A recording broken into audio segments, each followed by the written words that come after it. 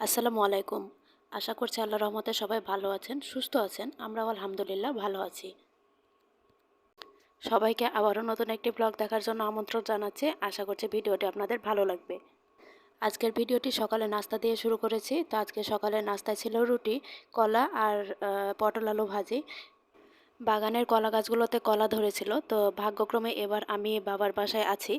তা না হলে বাইরে থাকার কারণে বাড়ির অনেক কিছু থেকে বঞ্চিত হই। তো এবার আলহামদুলিল্লাহ যে বাড়িতে থাকার কারণে গাছ পাকা কলাগুলো খেতে পেলাম। সকালের নাস্তা শেষে এবার দুপুরে রান্নার জন্য আম্মা তরকারি কেটে নিচ্ছিল। তো আম্মার কাছে আমি কাঁচা কাঁঠাল দিয়ে চিংড়ি মাছ আর কি খেতে চেয়েছিলাম।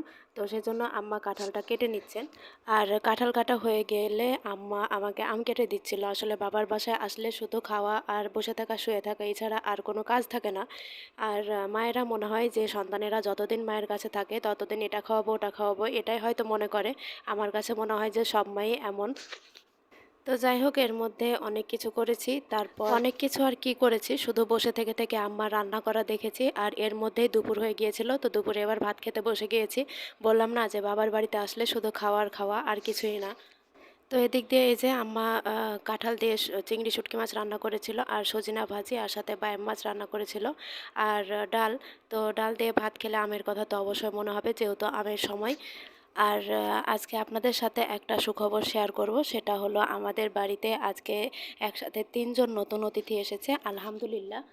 তো এই যে বিকালবেলা আমরা বসেছিলাম, আর আমার আব্বু আর আমার চাচা হাটে গিয়ে কুরবানির গরু কিনে এনেছিল। তো হাট থেকে গরুটা আমাদের গলিতে আনার সাথে সাথে আমরা সবাই মিলে দৌড় দিয়ে বাইরে কোরবানির গরু দেখতে গিয়েছিলাম।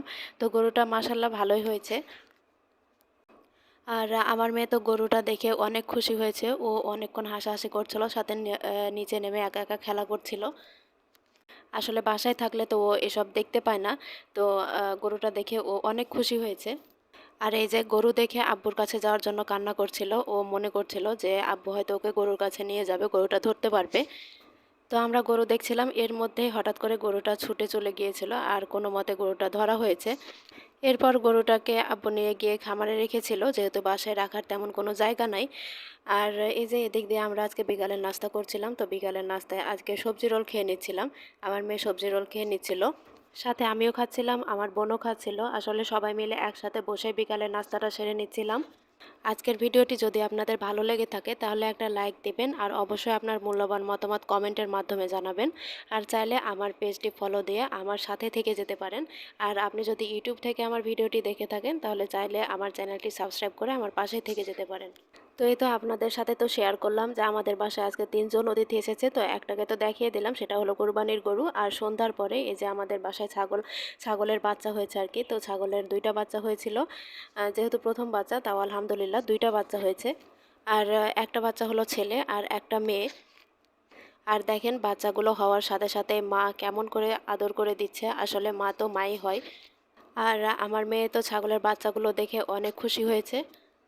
আজকের ভিডিওটা আর বেশি বড় করছি না, সবাই ভালো থাকবেন, সুস্থ থাকবেন, আল্লাহ হাফেজ।